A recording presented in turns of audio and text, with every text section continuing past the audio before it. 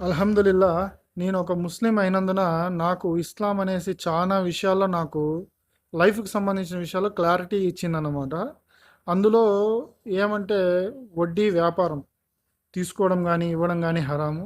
అలాగే లాటరీలు, బెట్టింగులు ఇవన్నీ ఇస్లాంలో హరాం అన్నమాట. ఈ ఇవన్నీ నాకు మసీదుకి వెళ్ళి తెలుసుకున్నాక ఇప్పుడు మొబైల్ యాప్‌లోని ఇన్‌స్టంట్ లోన్స్ ఇస్తున్నారు. అలాంటి వాటి నుంచి దూరం ఉన్నాను. అలాగే బెట్టింగ్స్ అన్నమాట. మొబైల్‌లోనే పేకాట ఆడతారు గదా! వాటిలో బెట్టింగ్ పెట్టి ఆడుతుంటారు. అలాంటివి. వీటన్నిటి నుంచి దూరం ఉన్నందువల్ల నేను చాలా మెంటల్ హ్యాపీనెస్‌గా, ఫ్రీగా ఉన్నాను. నేను చూసాను చాలామందిని వాటిలో డబ్బులన్నీ పోగొట్టుకొని న్యూస్‌లో గూడా విన్నాను. అది ఇప్పుడు చెప్తున్నారు.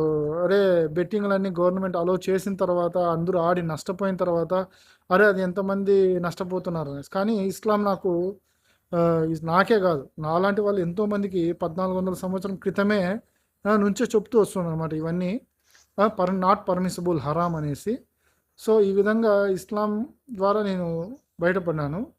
ఈ అదే విధంగా నాకు తెలిసిన ఒక వ్యక్తి వాళ్ళ అదే వర్క్‌కి వెళ్ళినప్పుడు ఆయన ఈ విధంగా మాటల్లో అన్నాడు. వాళ్ళ ఫ్రెండ్ ఎవరో రిలేటివ్ అనుకుంటా. ఇంట్లో మొబైల్‌లో గేమ్ ఆడుతుండే. Betting game. ఆడుతుంటే అతన్ని దండించాడనమాట. ఆడొద్దురా ఇది. దీనివల్ల చాలా నష్టపోతారు. నా ఫ్రెండ్ కూడా ఈ విధంగా నష్టపోయినాడు అనేసి. తను ఏం లేదు నేను అంతగా ఇన్వాల్వ్ అవ్వను.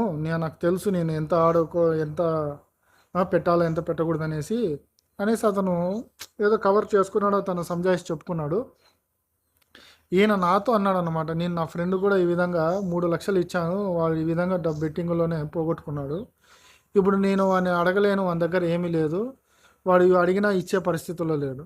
అదేవిధంగా నా ఇంట్లో వాళ్ళకి ఎవరికీ తెలీదు ఈ విషయం. చెప్పుకునే పరిస్థితుల్లో కూడా నేను లేను. చెబితే నన్నే దండిస్తారు. "ఎట్లిచ్చావురా నువ్వు వానికి? ఇలా బెట్టింగ్‌లు ఆడే వానికి ఎలా ఇచ్చినావని" అరుస్తానని అతను కూడా చెప్పుకోలేక ఉన్నాడనమాట. ఆ విషయం నాతో అన్నాడు. Okay friends. ఈ విషయం షేర్ చేసుకుందామని వీడియో తీస్తున్నాను. ఉంటాను మరి.